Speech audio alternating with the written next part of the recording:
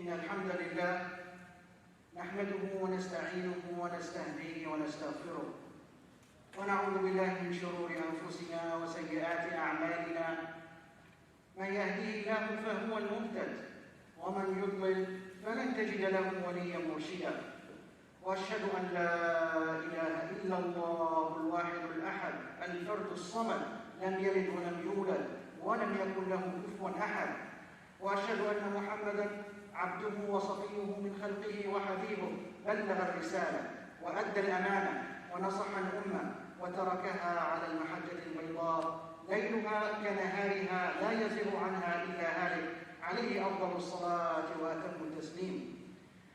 أما بعد عباد الله اتقوا الله حق تقاته ولا تموتن إلا وأنتم مسلمون.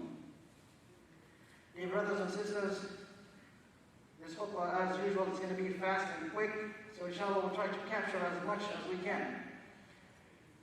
A lot of us come into the masjid and it's not convenient. This is not convenient. Coming in line is not convenient. There's some difficulties. We understand that. But when we think about the purpose of us coming to this masjid and we rethink about our goal of coming here, we will accept this sacrifice for the sake of Allah subhanahu wa ta'ala. We put this mask for the sake of Allah subhanahu wa ta'ala. We come in line for the sake of Allah subhanahu wa ta'ala. And when we recanvass our intention, our niyyah toward this goal, Allah subhanahu wa ta'ala will make it easy for you. Yani alhamdulillah, over the history, a lot of the Muslims have been giving and sacrificing for the sake of Allah subhanahu wa ta'ala in a matters way bigger than that. And tonight, inshallah, this khutbah, we'll talk about one example. We'll talk about one of the Sahaba, his name, Abdullah bin Jubair al-Sahmi. Abdullah bin Hudayfa al-Sahmi. He was one of the Sahaba who were among the first who accepted Islam. And he was among those who actually migrated into Al-Habasha, very early stage of Islam. And he was one of the students of Rasulullah sallallahu alayhi wa sallam. At the time of Khilafat Umar al-Khattab, at the time when Umar al-Khattab was the ruler, there were a war coming between the Muslims and the Roman Empire.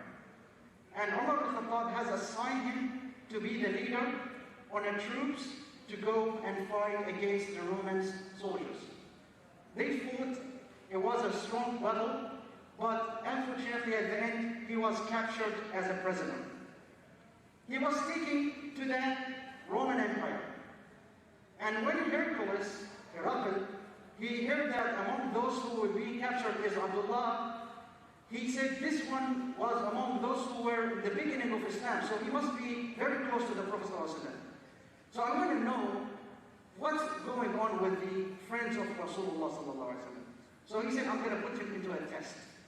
He said, bring him to me. They brought Abdullah, and he told Abdullah, if you convert to Christianity, I will set you free. What do you say to that? He said, Wallahi, I'm not going to change for anything. I don't care what you do. I'm not leaving my deen. Look at this situation. A lot of us will say, you know what, it's a good chance. I'll just say my word, yeah, I convert to Christianity and run. No, this man did not take that easy way. He took the hard way. Then Hercules said to him, how about this?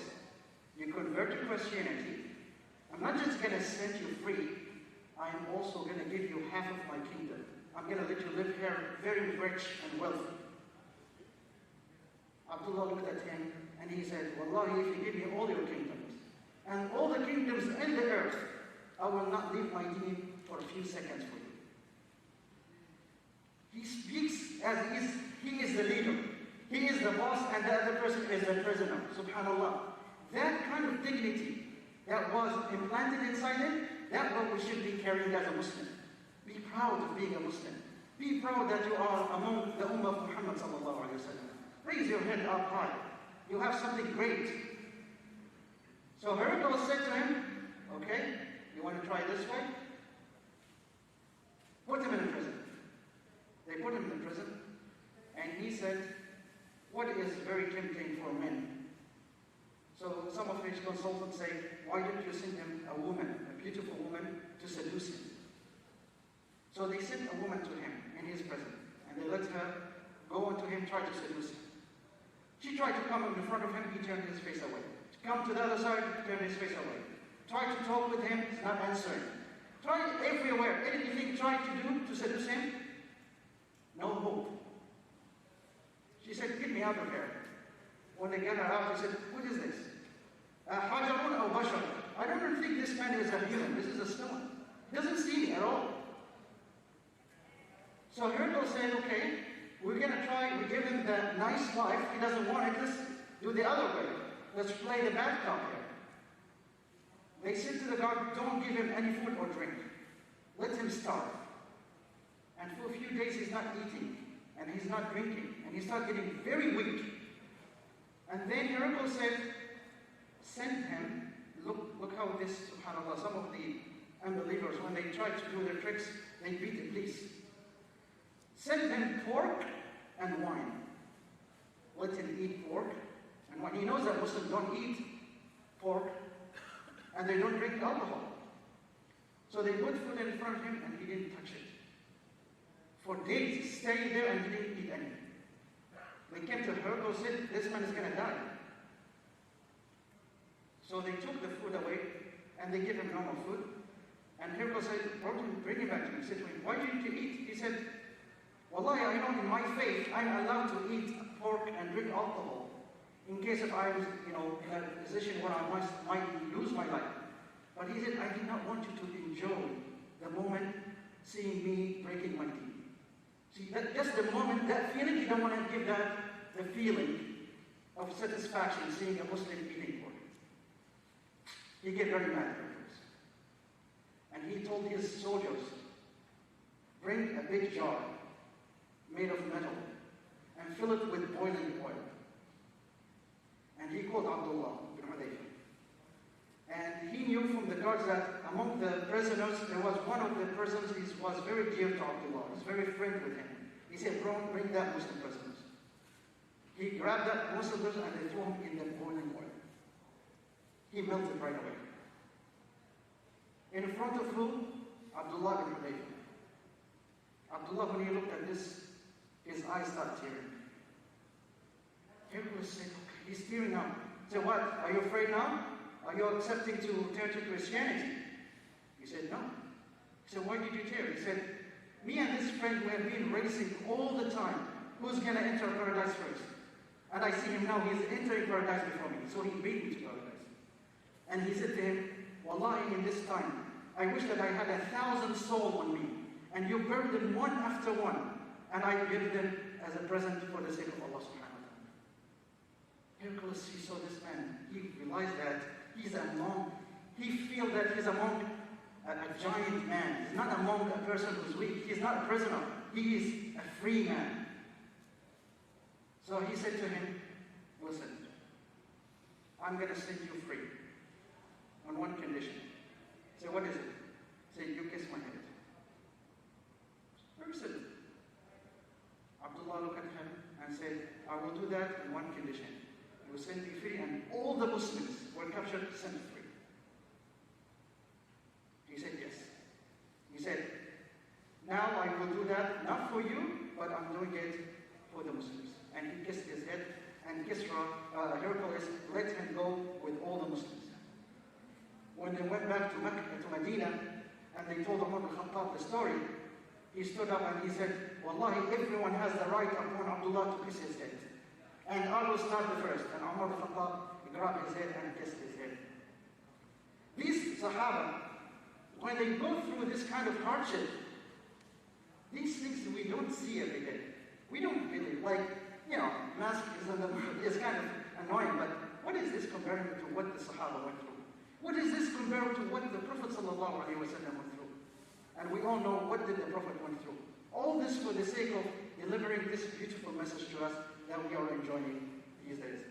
أقول قولي هذا وأستغفر الله العظيم لي ولكم فاستغفروه إنه هو الغفور الرحيم.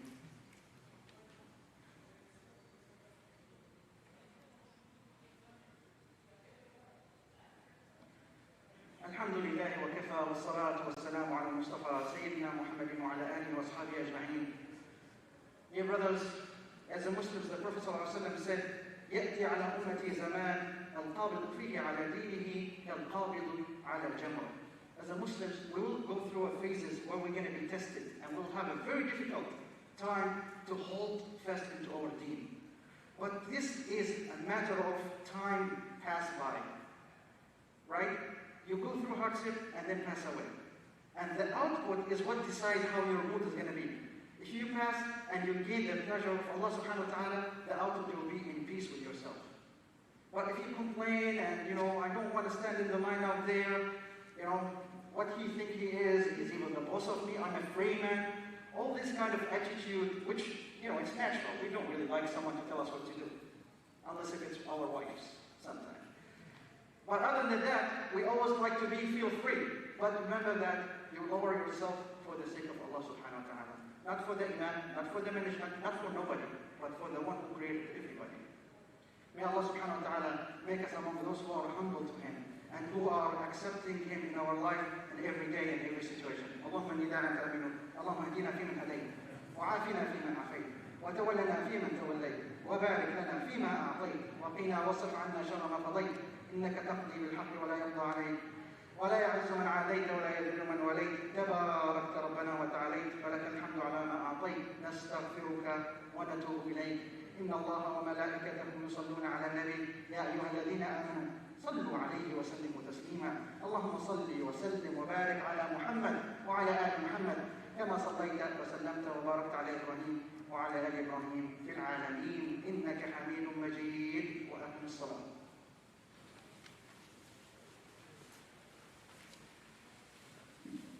الله أكبر الله أكبر أشهد أن لا إله إلا الله أشهد أن محمدا رسول